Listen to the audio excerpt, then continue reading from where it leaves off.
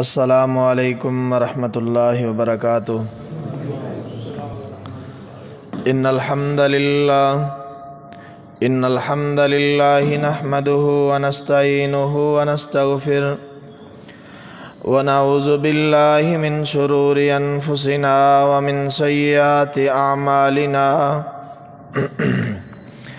من يهده اللہ فلا مضل له ومن يضلل فلا هادي له وأشهد أن لا إله إلا الله وحده لا شريك له وأشهد أن محمدًا عبده ورسوله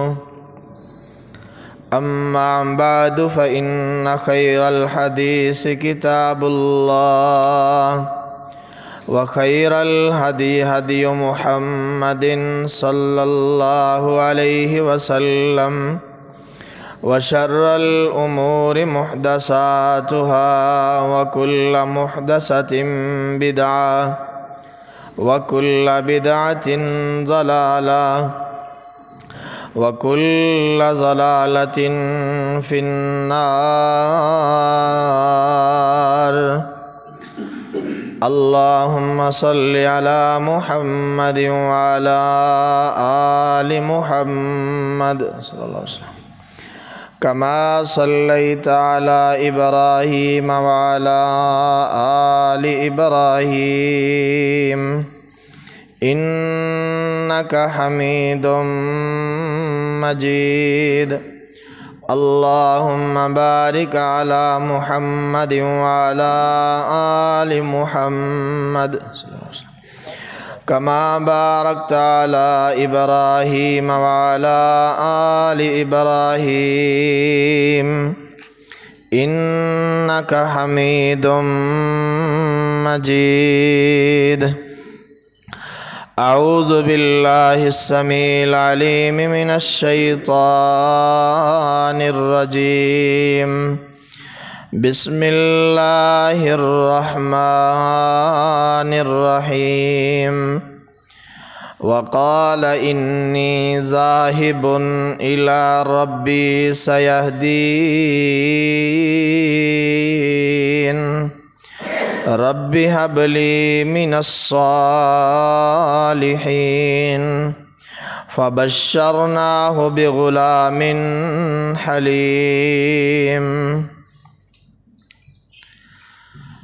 ہر قسم کی حمد و ثنا، تعریف، توصیف، تحمید اللہ وحدہ لا شریک کی ذات بابرکات کے لیے۔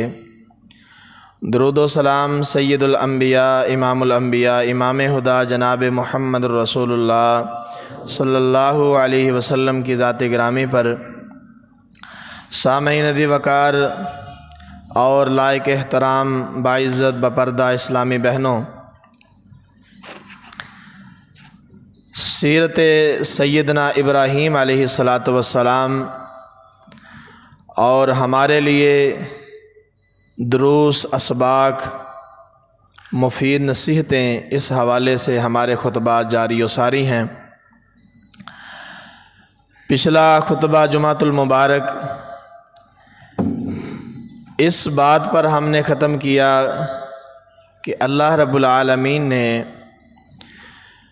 فرعون مصر کی شر سے سیدنا ابراہیم علیہ السلام کی عزت کو، یعنی سیدہ سارہ سلام اللہ علیہا کو محفوظ رکھا، اور جب اس نے دیکھا کہ یہ ایک ایسی نیک عورت ہے کہ جس کے اوپر ہاتھ اٹھانا ناممکن ہے، تو اس نے مرعوب ہو کر اپنی بیٹی یا لونڈی سیدہ ہاجرہ رضی اللہ عنہا بطور تحفہ سیدہ سارہ کو عنایت فرمائی۔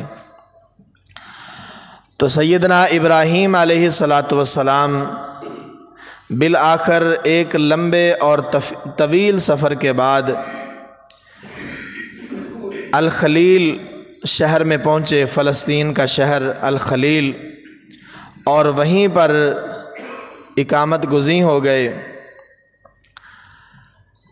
ایک تھکا دینے والا سفر اور سفر میں پیش آنے والی صبر آزما مشکلات پریشانیاں، پھر اپنوں سے دوری اور تنہا، آخر کار سیدنا ابراہیم علیہ السلام سے اللہ کے سامنے وہ دلی دعا نکلی، تنہائی محسوس ہوئی،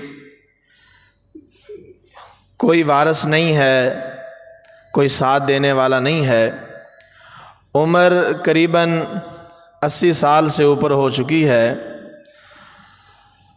تو دعا یہ نکلی رب ہب لی من الصالحین، اللہ مجھے ایک نیک صالح بیٹا عطا فرما، رب ہب لی من الصالحین، اے میرے رب مجھے ہبہ فرما، عطا فرما، من الصالحین، ایسا بیٹا جو نیک لوگوں میں سے ہو۔ سامعین دی وقار، سیدنا ابراہیم علیہ السلام کی یہ چھوٹی سی دعا اللہ رب العالمین نے اس کو شرف قبولیت عطا کیا، اور اس میں ہمارے لیے کئی ایک دروس اسباق موجود ہیں۔ سب سے پہلا درس اور سبق کہ اولاد جیسی عظیم نعمت اور یہ میٹھا ثمر، میٹھا پھل، اس کی ضرورت انبیاء نے بھی محسوس کی ہے، اور انہوں نے اولاد نرینہ کے حصول کے لیے صرف اور صرف اللہ کی ذات کے سامنے ہی دست سوال دراز کیا ہے، کسی اور کے سامنے دست سوال دراز نہیں کیا، جس کی مثالیں اللہ رب العالمین نے قرآن مجید کے اندر ذکر فرمائی ہیں۔ سیدنا ابراہیم علیہ السلام کی مثال ہے، سیدنا زکریا علیہ السلام کی مثال ہے، رب ہب لی من لدنک ذریۃ طیبۃ انک سمیع الدعاء، اے اللہ مجھے اولاد عطا فرما، ایسی ذریت دو طیبہ ہو، پاکیزہ، گندی، برائی والی، خواہشات نفس کی غلام، تیری بغاوت کرنے والی، تیری حدود کو پامال کرنے والی اولاد نہیں چاہیے۔ حضرات، آج یہاں پہ لمحہ فکریہ ہمارے لیے یہ ہے، اور سبق یہ ہے کہ آج ہم صرف اولاد کا سوال کرتے ہیں، اور ہمارے ہاں تو اللہ معاف فرمائے کچھ بیویاں جو ساس کے روپ میں فرعون سے زیادہ جابر اور ظالم ہوتی ہیں اپنی بہو کے لیے، جو بیٹا پیدا نہ ہونے پر اپنی بہو کو طلاق دلوا دیتی ہیں، اور جن کے جینے کا مقصد ہی صرف یہ ہوتا ہے کہ میں نے اپنے پوتے کا منہ دیکھنا ہے بس، اور ان کے جینے کا کوئی مقصد نہیں، یعنی اپنی طرف سے وہ زندگی کے سارے صفحات پھاڑ چکی ہیں، مرنے کے لیے بالکل تیار ہیں، صرف ایک پوتے کے آنے کی دنیا میں دیر ہے، ادھر سے پوتا آیا اور ادھر سے اس نے اسرائیل کو اجازت دے دی کہ اب تو نے میری روح نکال لیا، بس اسی کا انتظار تھا۔ عجیب و غریب، پہلے دن ہی اپنی بہو کو سنا دیا جاتا ہے کہ مجھے تو وارث چاہیے، مجھے تو یہ چاہیے، مجھے تو وہ چاہیے، جیسے بہو جو ہے وہ 7 قسمت لکھوا کے لائی ہے۔ حضرات، یہ نہیں مانگا جاتا کہ نیک ہو، صالح ہو، با کردار ہو، با حیا ہو، ماں باپ کا نام روشن کرنے والا ہو، ماں باپ کی عزت کو 4 چاند لگانے والا ہو۔ سیدنا ابراہیم علیہ السلام کی دعا یہ سبق دیتی ہے، لوگوں صرف اولاد نہیں، اولادیں تو کافروں کی بھی بہت ہیں، اولادیں تو تھوڑی ہیں دنیا کے اندر۔ میں نے اور آپ نے اپنے رب سے کیا مانگنا ہے؟ میں نے اور آپ نے اپنے بہو اور بیٹے کے لیے اللہ سے کیا مانگنا ہے؟ میں نے اور آپ نے اپنی بیٹی کے لیے، اپنے داماد کے لیے اللہ سے کیا مانگنا ہے؟ رب ہب لی من الصالحین۔ اللہ اولاد ہو، مذکر ہو یا مؤنث ہو، مذکر ہو یا مؤنث ہو، للہ ملک السماوات والارض یخلق ما یشاء یہب لمن یشاء اناثا ویہب لمن یشاء الذکور او یزوجہم ذکرانا واناثا ویجعل من یشاء عقیما انہ علیم قدیر۔ نہ تیرے بس میں ہے نہ میرے بس میں ہے۔ رب اکبر کی قسم، دنیا کے بڑے سے بڑے پیر اور فقیر کے بس میں نہیں ہے، بڑے بڑے ولیوں کے بس میں نہیں ہے کسی کو بیٹوں سے نوازنا، کسی کو بیٹیوں سے نوازنا۔ ابراہیم علیہ السلام سے بڑا کوئی اللہ کا دوست ہو سکتا ہے؟ ولی کا معنی دوست ہی ہے نا، ولی اللہ، اللہ کا دوست۔ اور ابراہیم سے بڑا کوئی اللہ کا دوست ہو سکتا ہے علیہ السلام، جس کو اللہ نے اپنا دوست کہا ہو؟ محمد الرسول اللہ صلی اللہ علیہ وسلم سے بڑھ کر کوئی اللہ کا حبیب ہو سکتا ہے، جس کو اللہ نے حبیب اللہ کہا ہو، جس کو اپنا محبوب اور حبیب بنایا ہو؟ اللہ اکبر کبیرہ۔ لیکن اللہ رب العالمین نے ان کو بھی یہ خزانہ اللہ نے ان کو نہیں عطا کیا، یہ خزانہ اللہ کے پاس ہے۔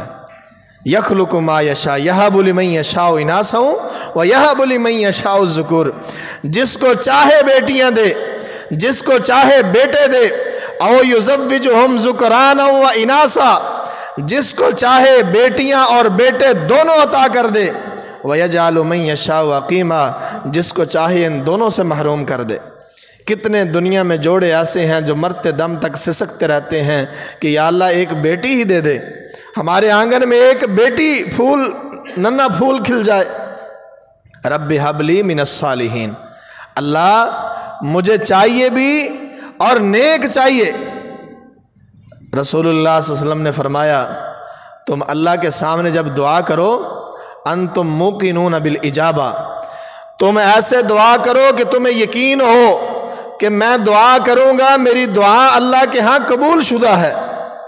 لولی لنگڑی دعا جو ہے یہ انبیاء کا شیوا نہیں ہے، ٹوٹی پھوٹی دعا جو ہے یہ انبیاء کا شیوا نہیں ہے۔ انتم موقنون بالاجابہ، تمہیں دعا کرتے ہوئے یقین ہو کہ میرے الفاظ اللہ کے عرش تک پہنچ کے رہیں گے، تمہاری آہو زاری کے اندر وہ عاجزی و انکساری ہو، تمہاری دعا کے اندر وہ تاثیر ہو، تمہیں یقین ہو جائے کہ میری دعا جو ہے وہ اللہ کے عرش تک پہنچ کے رہے گی۔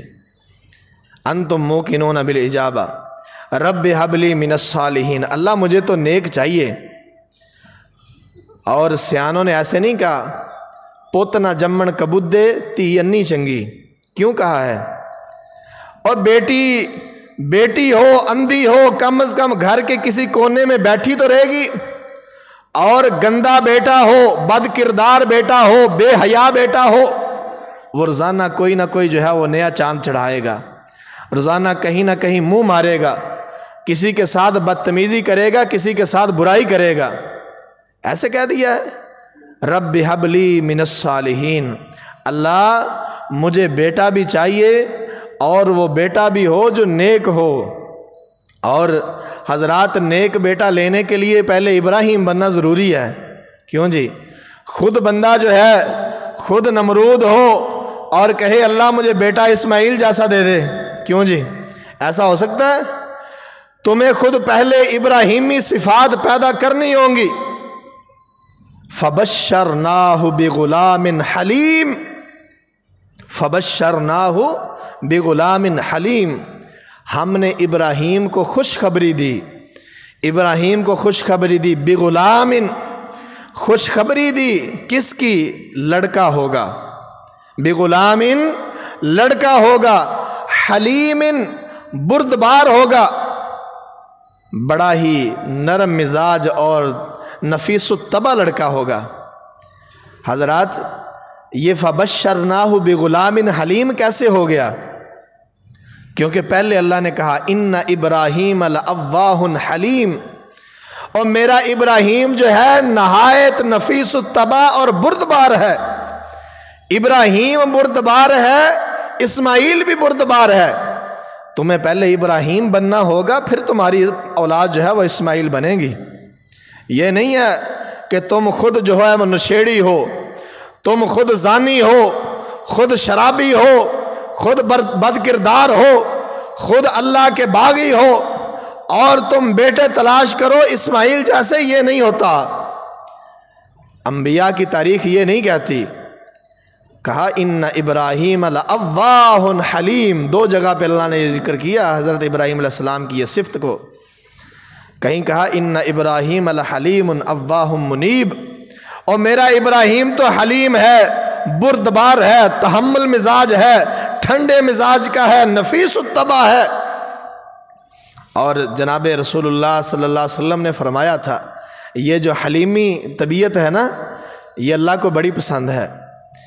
ایک قبیلہ آیا نا رسول اللہ صلی اللہ علیہ وسلم کے پاس، ان میں ایک بندہ، باقی سارے بھاگے آئے کہ ہم نے نبی کریم صلی اللہ علیہ وسلم کی زیارت کرنی ہے، اپنے جانوروں کو کھلا چھوڑ دیا۔ ایک بندے نے اپنے جانور کو باندھا، اپنے اونٹ کا گھٹنا باندھا، اس کی رسی کو مضبوط کیا، پھر رسول اللہ صلی اللہ علیہ وسلم کی مجلس میں آیا۔ آپ صلی اللہ علیہ وسلم نے فرمایا ان فیک لخصلتین یحبہم اللہ ورسولہ، اور تیرے اندر اللہ کے بندے دو خصلتیں ایسی ہیں جس کو اللہ بھی پسند کرتا ہے اور اللہ کا حبیب بھی پسند کرتا ہے۔ الحلم والانات، تیرے اندر بردباری ہے، تیرے اندر بردباری ہے، تیرے اندر تیزی نہیں ہے، تیرے اندر جو ہے وہ بڑا تحمل ہے۔ والانات، میانہ روی ہے، تیرے اندر جو ہے وہ فاسٹ، بہت فاسٹ، بہت فاسٹ۔ تو یہ فبشرناہ بغلام حلیم، پہلے تمہیں حلیم بننا ہوگا، پہلے تمہیں موحد بننا ہوگا، پہلے تمہیں مطیع للہ بننا ہوگا، پہلے تمہیں اللہ کے سامنے جھکنے والا بننا ہوگا، پہلے تمہیں اپنے آپ کو اللہ کے سامنے عاجزی انکساری کرنے والا بننا ہوگا، پہلے تمہیں معصیت سے رکنے والا بننا ہوگا، پہلے تمہیں اوامر کو بجا لانے والا بننا ہوگا، پہلے تمہیں اللہ کے ہر منع کردہ کام کو چھوڑنے والا بننا ہوگا۔ پھر تمہاری اولاد تمہارے ایک ایک حکم پہ اپنے گلے پہ چھری چلوانے کے لیے تیار نہ ہو تو آ کے مجھے پکڑ لینا۔ پہلے ابراہیمی بنو تو صحیح، ابراہیم علیہ السلام جیسی صفات پیدا تو کرو، پھر اولاد سے مطالبہ کہ تم بھی ایسے بنو۔ پہلے ابراہیم علیہ السلام نے بن کے دکھایا ہے، ان ابراہیم لأواہ حلیم۔ پھر اللہ نے کہا ابراہیم مانگتے ہو، تمہاری مانگ بھی پوری کر رہا ہوں، اور مانگ بھی اس انداز میں پوری کر رہا ہوں کہ صرف تمہارے تک یہ ثمرات تمہارے تک باقی نہیں رہیں گے، یہ قیامت تک اس کا ثمر جاری و ساری رہے گا۔ آج قیامت تک یہ جاری ہے کہ نہیں جاری ہے؟ جاری ہے۔ فبشرناہ بغلام حلیم، ہم نے خوشخبری دی ایک حلیم بیٹے کی۔ اللہ اکبر۔ اللہ رب العالمین نے سیدنا اسماعیل علیہ السلام عطا کیے، اور اس سے پہلے کی زندگی وہ ابراہیم علیہ السلام کی بحیثیت بیٹے کی زندگی تھی، بحیثیت چچا کی زندگی تھی۔ حضرات، سیدنا اسماعیل علیہ السلام کی پیدائش کے فوراً بعد ایک باپ والی زندگی شروع ہو گئی۔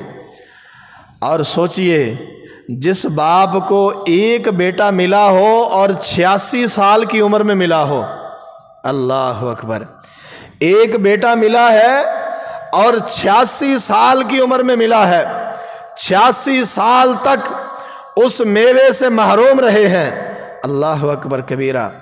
اس باپ کی اپنے بیٹے سے محبت کیسی ہوگی، اس باپ کا اپنے بیٹے سے پیار کیسا ہوگا، اس کا باپ کا اپنے بیٹے سے انس کیسا ہوگا، اللہ اللہ اللہ۔ لیکن آزمائشیں تو ابھی باقی تھی نا، قربانیاں تو ابھی باقی تھیں۔ سیدنا اسماعیل علیہ السلام کی پیدائش ہوئی ہے، اور پیدائش کے تھوڑا عرصہ بعد ہی، یعنی ابھی سال کے بھی نہیں ہوئے، یا سال سے چند دن یا مہینے عمر اوپر ہوئی ہے، تو حکم کیا ہوا؟ ابراہیم اپنے بیٹے کو اٹھا، اپنی بیوی کو ساتھ لے، سیدہ ہاجرہ کو رضی اللہ عنہا سلام اللہ علیہا۔ اللہ کی قسم، سیدہ ہاجرہ کی سیدنا ابراہیم علیہ السلام کی سیرت کو پڑھ کے بندہ حیران رہ جاتا ہے کہ کیسی قربانی، میری اور تیری قربانی کیا قربانی؟ قربانیاں تو یہ ہیں، ابراہیم اپنا نومولود بیٹا لے لے، اپنی بیوی کو ساتھ لے لے، سواری پہ سوار ہو جا، حضرات 1 کلومیٹر نہیں، 100 کلومیٹر نہیں، 1500 کلومیٹر سے 2000 کلومیٹر تک کا سفر کر کے فلسطین جیسی خوبصورت اور آباد چشموں والی جگہ سے نکل کر عرب کی مکے کی اس سرزمین میں جہاں سنگلاخ پہاڑ ہیں، بے آب و گیا ہے، پانی کا نام دور دور تک نہیں، انسان تلاش کرنے سے نہیں ملتا، سایہ دار درخت ملتا ہی نہیں ہے، حضرات ایسی جگہ پر جا کے اپنی بیوی کو بھی چھوڑا، اپنے بیٹے کو بھی چھوڑا۔ اللہ اکبر کبیرہ، کیا عظیم قربانی ہے۔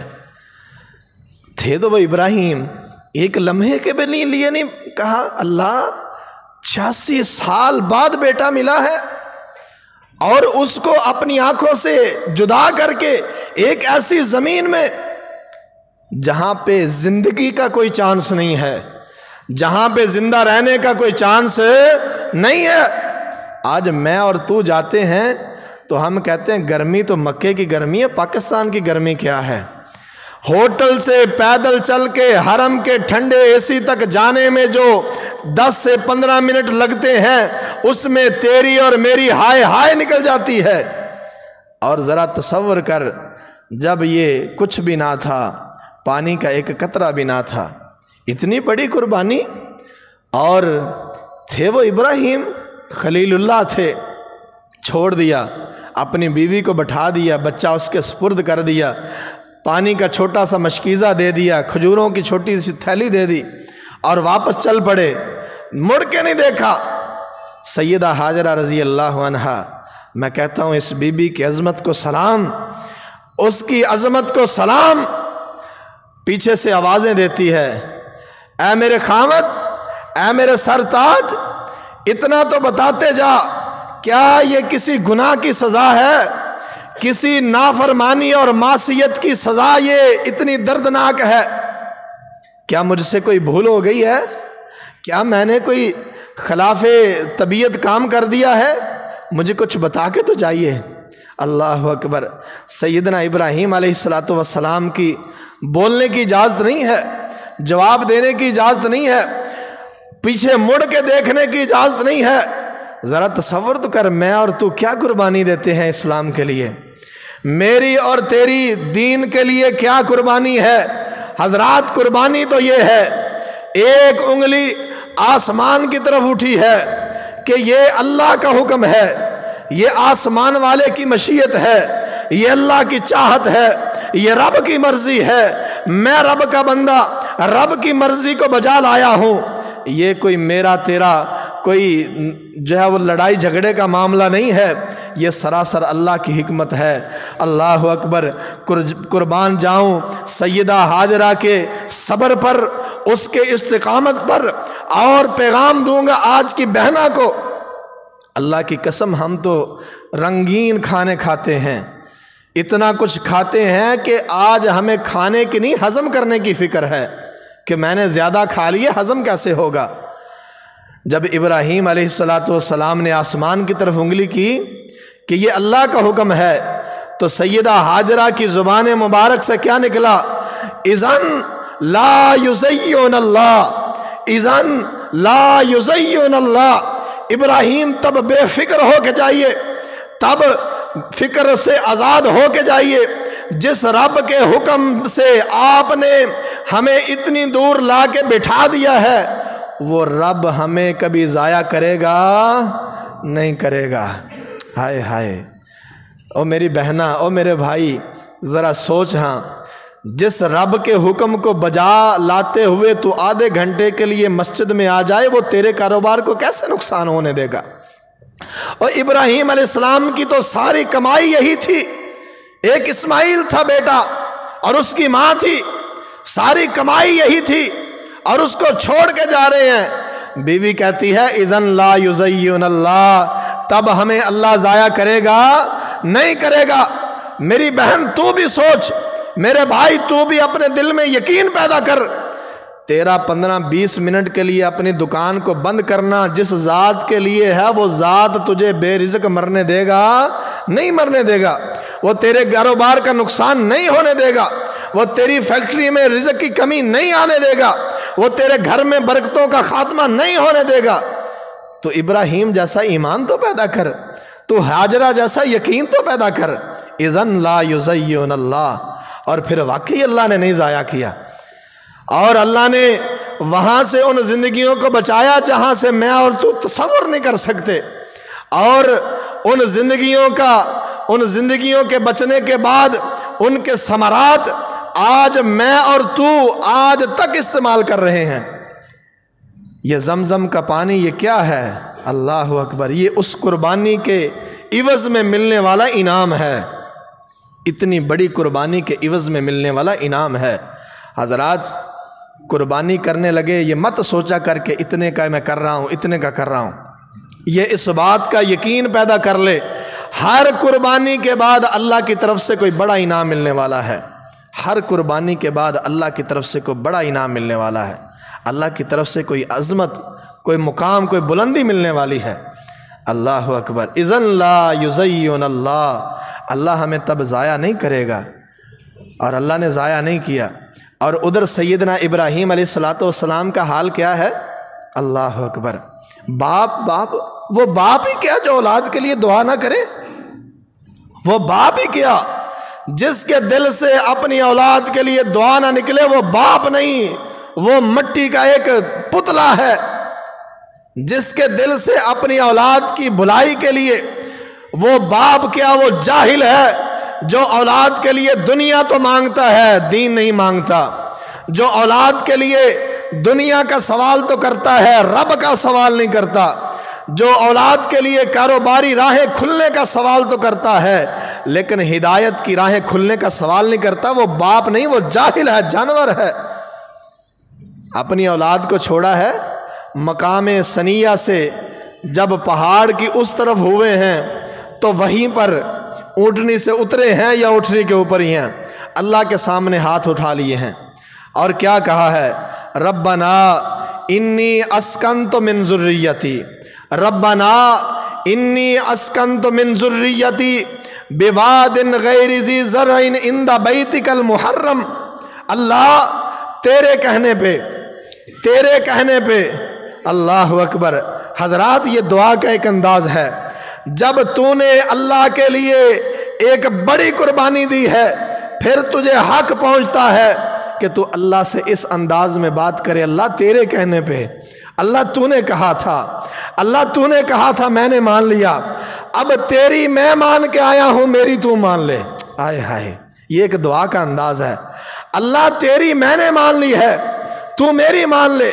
ربنا انی اسکنت من ذریتی بواد غیر ذی زرع، اللہ ایک ایسی وادی میں، ایک ایسی جگہ میں جو زرعی نہیں ہے، جو بے گیا ہے، بے آباد ہے، جہاں پہ کچھ نہیں ہے، عند بیتک المحرم، لیکن سہارا مجھے یہ ہے کہ وہاں پہ تیرا گھر ہے، وہاں پہ تیرا حرمت والا گھر بننے والا ہے، عند بیتک المحرم، اللہ تیرے کہنے پہ میں نے یہاں پہ بٹھا دیا ہے، اب میری تو مان لے۔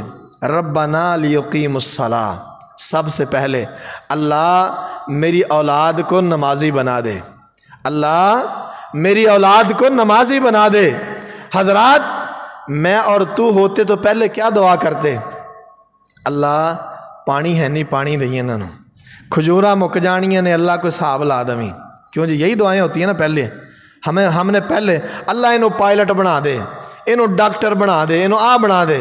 حضرات دعا تو پہلے یہ ہونی چاہیے تھی اللہ ان کے پاس کچھ نہیں ہے، ان کو دے دے، لیکن ابراہیم ہے نا، کون جانے ابراہیم جیسا کیسے بنا جا سکتا ہے؟ آئیے میں بتاتا ہوں۔ ربنا لیقیم الصلاۃ، اللہ تیرے گھر کے پاس بٹھایا ہے، اللہ یہ نمازی بن جائیں۔ کتنی بڑی بدبختی ہے کہ مسجد کا ہمسایہ ہو اور اس کو نماز نصیب نہ ہو، اس سے بڑی بدبختی کیا ہو سکتی ہے؟ حضرات مسجد کا ہمسایہ ہو نماز نصیب نہ ہو، یہ ابراہیمی دعا ہے، اللہ میرا بیٹا ہو حرم کے پاس ہو اور نمازی نہ ہو، اللہ یہ ابراہیم کو قبول نہیں ہے۔ ربنا لیقیم الصلاۃ، اللہ نمازی بنا دینا۔ اب دوسری دعا فجعل افئدۃ من الناس تہوی الیہم، اللہ لوگوں کے دلوں میں میرے بیٹے کی، میری اولاد کی محبت کو ڈال دینا، لوگوں کے دلوں میں میری اولاد کی محبت کو ڈال دینا۔ کتنی عمدہ دعا ہے، اللہ میری اولاد کے دشمن نہ ہوں، میری اولاد اپنے لوگوں کو اپنا دشمن نہ بنا لے، بلکہ لوگ میری اولاد سے محبت کرنے والے ہوں، لوگ میری اولاد سے پیار کرنے والے ہوں۔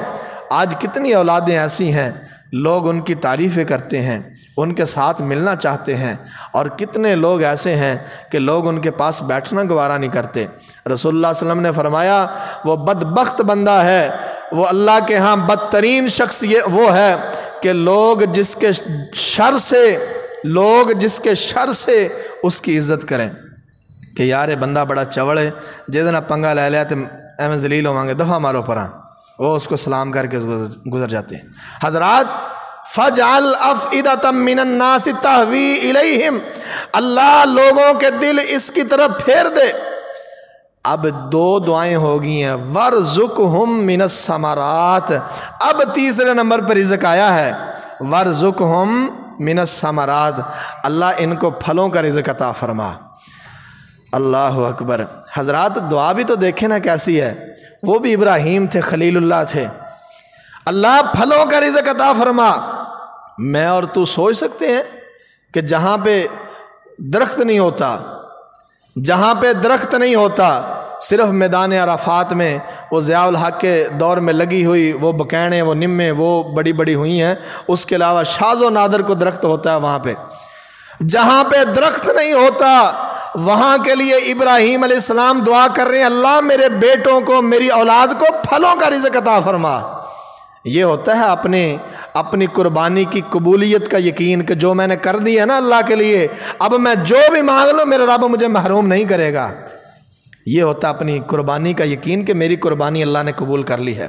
وارزقہم من الثمرات، اور آج جا کے دیکھو جو گئے ہیں انہوں نے دیکھا کہ نہیں دیکھا کہ مکے کے اندر کچھ نہیں پیدا ہوتا لیکن وہاں پہ سب کچھ ملتا ہے، کچھ نہیں پیدا ہوتا لیکن دنیا کا ہر فروٹ مکے کے اندر ملتا ہے اور مناسب قیمت میں ملتا ہے۔ یہ ابراہیم علیہ السلام کی دعا ہے۔ تین دعائیں ہوگی، چوتھی لعلہم یشکرون، اللہ یہ کھا کے تیرے منکر نہ بن جائیں، یہ کھا کے تیرے ناشکرے نہ بن جائیں، اللہ یہ نعمتیں ملنے کے بعد نعمتیں ان کو ہضم بھی ہو جائیں، اور نعمت کے ہضم ہونے کا اثر یہ ہے، نعمت کے ہضم ہونے کا انجام یہ ہے، نتیجہ یہ ہے کہ بندہ اس رب کا شکر ادا کرے۔ لعلہم یشکرون، اللہ ان کو شکر کرنے کی توفیق بھی دینا، لعلہم یشکرون۔ اللہ اکبر۔ اذن لا یزین اللہ، ابراہیم کو بھی یقین تھا جس رب کے لیے میں نے قدم اٹھا لیا ہے میرا رب میری اولاد کو یوں ہی مرنے نہیں دے گا۔ ہاجرہ کو بھی یقین تھا کہ جس رب کے لیے ہم نے اتنا بڑا سفر کیا ہے وہ رب ہمیں ضائع ہونے نہیں دے گا، اور اللہ نے نہیں ضائع ہونے دیا، آزمایا ضرور ہے تھوڑا سا۔ 2 دن گزرے ہوں گے، 3 دن گزرے ہوں گے زیادہ سے زیادہ، پانی ختم ہو گیا، کھجوریں ختم ہو گئیں، ماں خود پیاسی ہے، بھوکی ہے، بیٹے کو دودھ کہاں سے پلائے، اب بچہ ہے چھوٹا سا، جھاڑی کے نیچے لٹایا، اور ماں تھی تڑپی، بھاگی، صفا پہ چڑھی، صفا سے اتری، مروہ پہ چڑھی، ایسے لگاتے لگاتے 7واں چکر جب پورا ہوا تو دیکھا کہ سیدنا اسماعیل علیہ السلام کے پاس ایک آدمی کھڑا ہے۔ بیٹے کی فکر ہوئی، بھاگی ہوئی آئی، اور سیدنا جبرائیل امین تھے، کہنے لگے بی بی کون ہو تم؟ کہا ہم ابراہیم کی اولاد، میں ابراہیم کی بیوی ہوں، یہ ابراہیم کا بیٹا ہے۔ کہا کیا چاہتی ہو، کیا ڈھونڈتی ہو؟ کہا بیٹا بھوکا ہے، اس کے لیے پانی کی تلاش میں ہوں۔ اللہ اکبر۔ اور سیدنا جبرائیل علیہ السلام نے اپنی ایڑی یا اپنا پر زمین کے اندر مارا، وہاں سے چشمہ چل نکلا، اور سیدہ ہاجرہ رضی اللہ عنہا عبرانی زبان میں زم زم کا معنی رک جا رک جا، عبرانی زبان کا لفظ ہے، زم زم رک جا، اس کے گرد جو ہے وہ منڈیر بنانا شروع ہو گئیں کہ پانی جو ہے وہ کہیں بہہ کے ضائع نہ ہو جائے۔ اللہ کے نبی صلی اللہ علیہ وسلم نے فرمایا سیدہ ہاجرہ پہ اللہ رحمت فرمائے، اگر وہ اس کو کھلا چھوڑ دیتی تو زمزم ایک چلنے والا چشمہ ہوتا، جیسے دریا بہتا ہے، جیسے چشمے بہتے ہیں۔ اور آج دنیا حیران ہے، جہاں مکے کے اندر کتنا نیچا بھی بور کر لیں ایک قطرہ پانی نہیں نکلتا، پورے مکے کا پانی یمبو سے آتا ہے، دیگر جگہوں سے آتا ہے، بڑے بڑے کنٹینروں پہ لاد کے وہاں پہ آگے پانی کی سپلائی ہوتی ہے۔ واحد زمزم کا چشمہ ہے جس سے ہزارہا لیٹر ہر لمحے ہر منٹ کے اندر سینکڑوں لیٹر جو ہے وہ بڑے بڑے پمپ نکال رہے ہیں، دنیا پی رہی ہے، پوری دنیا میں جا رہا ہے، لیکن آج تک وہ ختم ہونے کا نام نہیں لیا اس نے، آج تک وہ بدبودار نہیں ہوا، آج تک وہ ختم نہیں ہوا۔ یہ کس کے ثمرات ہیں حضرات؟ یہ ثمرات ہیں قربانی کے۔ اور میرے بھائی، ہر قربانی کے عوض میں یاد رکھ اللہ پہلے سے بڑی عظمت عطا کرے گا، اور ہر قربانی کے بعد اگلی قربانی اللہ پہلے سے بڑی مانگے گا۔ قربانی ایک نہیں ہے، صرف جانور کے گلے پہ چھری پھیر دینا قربانی نہیں ہے، قربانیاں بہت زیادہ ہیں۔ اللہ رب العالمین مجھے اور آپ کو سیرت ابراہیم علیہ السلام سے حاصل شدہ اسباق پر عمل کرنے کی توفیق عطا فرمائے، اور جو چیزیں کہی ہیں میں نے اگر درست ہیں تو یہ اللہ کی طرف سے ہیں، اگر کہیں میں غلطی پر ہوں تو انسان ہونے کے ناطے میں غلطی پر ہوں، اللہ رب العالمین قبول و منظور فرمائے۔ حضرات گرامی قدر، ہمارے موضوع کا دوسرا حصہ کہ ذی القعدہ کے آخری 2 ایام ہیں، آج 28 تاریخ ہے، تو 2 دن بعد ذی الحج کا مہینہ جو ہے وہ شروع ہونے جا رہا ہے۔ بڑا ہی عظمتوں والا، رفتوں والا، بلندیوں والا مہینہ ہے، اور اہل قدر ہی اس کی قدر کرتے ہیں، بے قدرے کو ان چیزوں سے کوئی غرض نہیں ہے، اس کے لیے رمضان گزر جائے اس کو کوئی پتہ نہیں، اس کے لیے کچھ بھی ہو جائے۔ حضرات، رمضان 1 مہینے کی ٹریننگ تھی، اللہ نے رمضان کے بعد 1 مہینہ آرام کا دیا، شوال گزرتے ہی 3 مہینوں کی ٹریننگ شروع ہو گئی۔ ذی القعدہ، ذی الحجہ اور محرم، یہ 3 مہینے جو ہیں وہ حرمت والے ہیں۔ حرمت والے مہینوں کی تعظیم کافر بھی کرتے تھے۔ 4 مہینے حرمت والے ہیں، 3 یہ لگاتار جن کو حج کے مہینے بھی کہتے ہیں، اور چوتھا مہینہ رجب۔ تو اب یہ دوسرا مہینہ شروع ہونے والا ہے۔ اس دوسرے مہینے ذی الحج کے پہلے 10 دن ان کی راتوں کی اللہ نے قسم کھائی ہے قرآن کے اندر، والفجر ولیال عشر، قسم ہے مجھے فجر کی اور 10 راتوں کی قسم۔ تو اکثر مفسرین کے نزدیک ان 10 راتوں سے مراد جو ذی الحج کے 10 دن ہیں، ان کی 10 راتیں مراد ہیں، اللہ نے ان کی قسم کھائی ہے۔ اور دنوں کے اعتبار سے اللہ نے فضیلتیں دی ہیں، مہینوں کے اعتبار سے سب سے زیادہ فضیلت والا مہینہ رمضان ہے، دنوں کے اعتبار سے سب سے زیادہ فضیلت والے دن جو ہیں یہ ذی الحج کے ابتدائی 10 دن ہیں۔ کتنے فضیلت والے ہیں؟ رسول اللہ صلی اللہ علیہ وسلم سے صحابہ کرام نے سوال کیا، اللہ کے نبی فرماتے افضل ایام الدنیا ایام العشر، دنیا کے سب سے زیادہ فضیلت والے دن جو ہیں وہ 10 ذی الحجہ کے ابتدائی 10 دن ہیں۔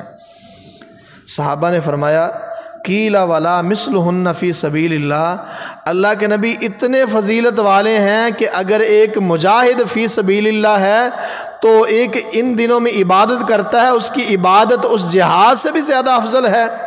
تو آپ نے فرمایا ولا مثلہن فی سبیل اللہ، ہاں ان دنوں میں عبادت، ریاضت جہاد سے بھی زیادہ افضل ہے، جہاد سے بھی زیادہ فضیلت ہے۔ الا رجل عفر وجهه في التراب، ہاں سوائے اس بندے کے جس نے اپنی جان ہی اللہ کی راہ میں قربان کر دی، جس نے جان قربان کر دی اس کا مقابلہ تو کوئی نہ کر سکتا۔ لیکن جہاد فی سبیل اللہ سے بھی زیادہ ان دنوں کی فضیلت ہے۔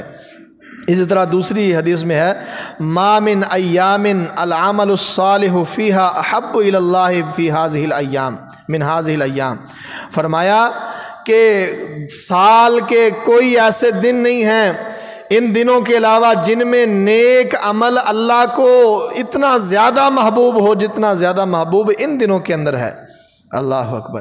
قالوا یا رسول اللہ، صحابہ نے سوال کیا اللہ کے نبی کہ کتنا فضیلت والا؟ فرمایا جہاد سے بھی زیادہ افضل ہے۔ تیسری حدیث میں ما من عمل ازکا عند اللہ ولا اعظم اجرا، فرمایا اللہ کے ہاں اتنا پکیزہ اور اتنا زیادہ اجر کسی اور دنوں میں نہیں ملتا جتنا زیادہ اجر ان دنوں کے اندر اعمال پر اللہ تعالیٰ عطا کرتے ہیں۔ یعنی اتنی زیادہ فضیلت ہے۔ اتنی زیادہ فضیلت جو ہے وہ کیوں ملی ہے؟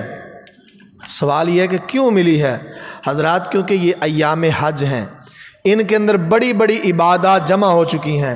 حج ان دنوں کے اندر ہے۔ یوم عرفہ 9 ذی الحج کا روزہ، جس کا ایک روزے کا ثواب 2 سال کے گناہ معاف، ایک سابقہ سال کے ایک آنے والے سال کے 2 سالوں کے گناہ معاف، اتنے زیادہ گناہوں کی معافی وہ 9 ذی الحج کا روزہ ان دنوں میں کے اندر ہے۔ صدقہ ان دنوں کے اندر ہے۔ حضرات کوشش کریں، اللہ تعالیٰ جس کو توفیق دے ان ایام کے اندر زیادہ سے زیادہ روزوں کا اہتمام کریں، اللہ تعالیٰ جس کو توفیق دے۔ حضرات گرامی قدر، اسی طرح رسول اللہ صلی اللہ علیہ وسلم نے خود صحابہ کرام کو اس بات کی ترغیب دی ہے کہ ان دنوں کے اندر کرنا کیا ہے، یعنی فضیلت تو بتلا دی ہے، اب کرنا کیا ہے؟ کرنا یہ ہے کہ ان دنوں کے اندر اکثروا فیہن التحلیل والتکبیر والتسبیح والتحمید، ان دنوں میں جتنی زیادہ ہو سکے اللہ کی تکبیر بیان کرنی ہے، اللہ اکبر، والتحلیل، اللہ کی وحدانیت کو بیان کرنا، لا الہ الا اللہ، والتسبیح، اللہ کی قدوسی اور سبحان کو بیان کرنا ہے، سبحان اللہ، والتحمید، اللہ کی حمد کے ترانے پڑھنے ہیں، الحمدللہ۔ یہ جو تکبیرات ہیں، یہ جو اللہ کے اذکار ہیں، اللہ کے نام کے، اللہ کی عظمت کے، یہ زیادہ سے زیادہ ان دنوں کے اندر پڑھنے ہیں تاکہ اللہ کی ذات ہم سے راضی ہو جائے۔ اللہ رب العالمین سے دعا ہے اللہ ہمیں اعمال صالحہ کی توفیق عطا فرمائے۔ آخری مسئلہ کہ 2 دن بعد ذی الحج جو ہے وہ ذی الحج شروع ہو جائے گا، اور رسول اللہ صلی اللہ علیہ وسلم نے فرمایا جو بندہ قربانی کرنا چاہتا ہے، قربانی کرنے کا ارادہ رکھتا ہے، اس کے لیے اللہ کے نبی صلی اللہ علیہ وسلم نے فرمایا کہ وہ ذی الحج کا چاند دیکھنے کے بعد، ذی الحج کا چاند دیکھنے کے بعد وہ اپنے ناخن نہ کٹوائے، اپنے بال نہ کٹوائے، وہ قربانی کرنے کے بعد یہ سارے اعمال کرے، کیونکہ حاجی جو ہیں وہ حاجیوں کا عمل بھی ایسا ہی ہوتا ہے، وہ قربانی کے بعد یہ سارے اعمال کرتے ہیں۔ تو رسول اللہ صلی اللہ علیہ وسلم نے یہ سنت ہے، اللہ کے نبی صلی اللہ علیہ وسلم نے یہ حکم دیا ہے۔ اللہ جس کو توفیق دے، کتنے میرے بھائی ایسے ہیں جو ہر سال ان دنوں میں آ کے وہ اپنی داڑھی کو چھوڑتے ہیں اور اللہ رب العالمین ان کے چہروں کو سجا دیتا ہے، وہ اپنی داڑھی کو چھوڑتے ہیں، اللہ سجا دیتا ہے۔ تو یہ ایک بہانہ ہوتا ہے میرے بھائیوں، یہ بہانہ جو ہے، بہانے سے ہی اللہ نے معاف کرنا ہے، تو یہ بہانے ہوتے ہیں ان دنوں میں۔ تو جو بندہ قربانی کرنا چاہتا ہو تو وہ ذی الحج کا چاند دیکھنے کے بعد اپنے بال ناخن چھوڑ دے، قربانی کرنے کے بعد جو ہے پھر وہ اپنی حجامت بنوائے۔ سبحان ربک رب العزت عما یصفون وسلام علی المرسلین والحمد للہ رب العالمین۔ بہترین صدقہ جاریہ حاصل کرنے کے لیے اس ویڈیو کو لائک، کمنٹ اور شیئر کرنا مت بھولیں۔